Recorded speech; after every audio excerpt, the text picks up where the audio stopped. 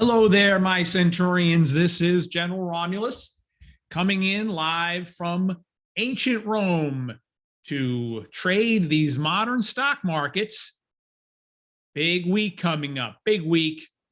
More likely to see the stock market do a whole lot of nothing today, maybe a little bit partial tomorrow as well, until some of these bigger cap technology companies start reporting their earnings. And most of the investing world is waiting for the Federal Reserve meeting, which starts tomorrow, reporting on Wednesday, mid-afternoon.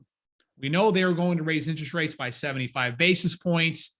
The market always, though, is waiting for some kind of clue as to what the Federal Reserve is going to do down the road. We have a couple of more meetings after this week. There's September, November, December. So 3 more for after this week for the rest of the year.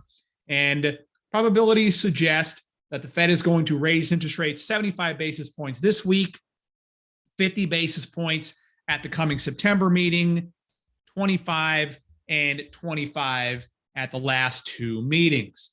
This is why interest rates have been kind of settling down a little bit after their horrendous torrential rise dating back from last year up until the end of the first quarter of 2022.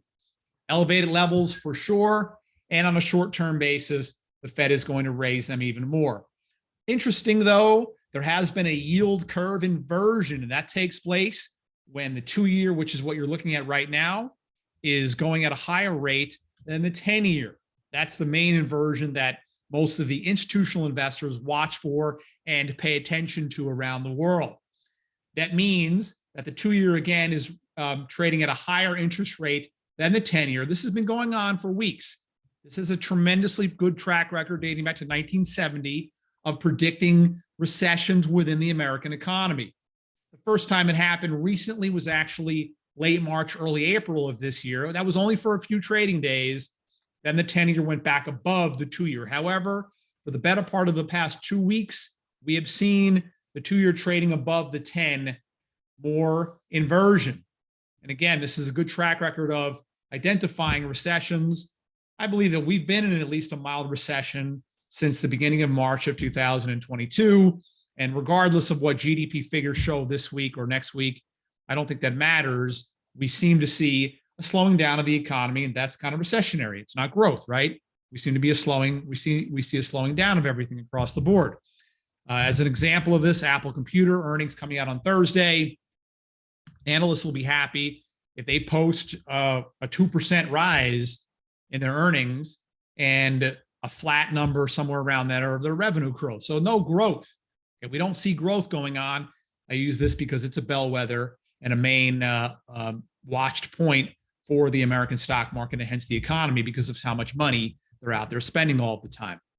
Okay, so we do have a lot of earnings coming out this week. I want to show something a little more pressing for the serious-minded investor out there, the ones who look to make the bigger money over the immediate longer term. You can see new low in the stock market dating back to June 16th. Market has been in rally mode since then, but look at the advanced decline line, also going to a new low that same day. No bullish divergence identified into the June 16th low with the stock low of the price.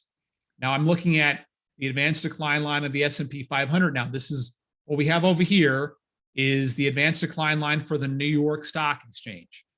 Now I'm showing the advanced decline line for just the S&P 500.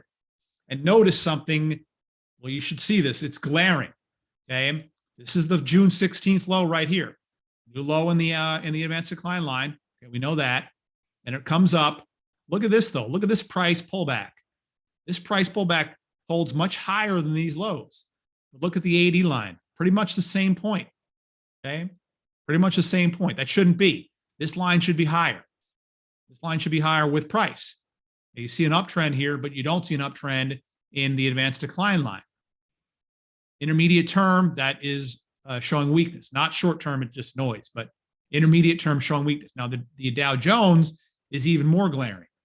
Higher price, but a much lower AD line right there. Now we go over to the AD volume. We see the same thing. S&P 500, higher low right here in price. This is July 14th, by the way, versus the June 16th low, but the AD volume line comes all the way back down to that same level. It shouldn't be. This should be higher. Okay. That should be higher.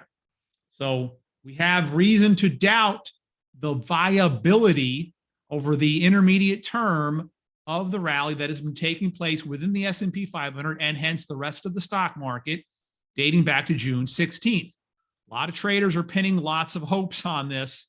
They're praying and hoping that this was the beginning of a second half move to the upside that repairs everything, all the damage and the money that they lost in the first half of the year. However, the evidence simply doesn't suggest that. Okay, this is a short-term bull bear market rally, and more likely than not, that is about it. How much lower can it go? Well, first, how much higher can it go? Difficulty surpassing this area right here. Okay, how much lower can it go? At least down near, doesn't have to be exactly to it, but at least down near the lows from the middle of June to within 1 or 2% either side. That takes it to about 3,700 on the upside and obviously a little bit lower on the downside. And neither target has been hit. Neither number has been seen since this period of time right back here about a month and a half ago. So trading goes on. A lot of traders, again, moving around. They're hoping for more results like the Netflix scenario, where the company lost a million less subscribers than what was predicted a few months prior to that. Stock went up a bit. They're hoping for a Tesla type of a situation where the stock moved up a little bit. It's still in long-term difficulties.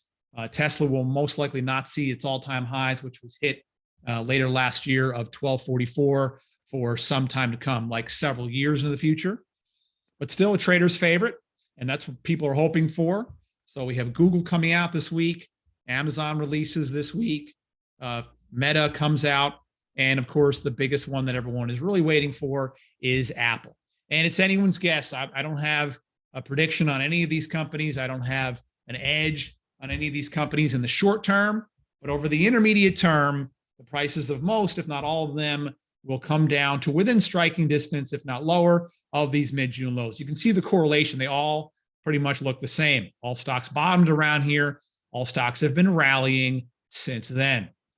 So again, intermediate, longer term, tremendous amount of caution is still warranted throughout the stock market. Tremendous amount of caution still warranted throughout the stock market, regardless of what goes on in the short term. And short term, pretty much just noise anyway. All right. This is your old buddy Romulus. Any questions, you can fire them in.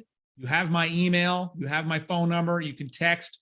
You can call. You can email anytime. My digital doorway is always open to all my Centurions. Well, we have been having a fantastic year, and let's simply continue that action. I look forward, as always, to being able to serve all of you in your financial journeys for this year and many decades in the future. Hopefully, we can communicate in the near term. This is your old buddy Romulus. That's all for now.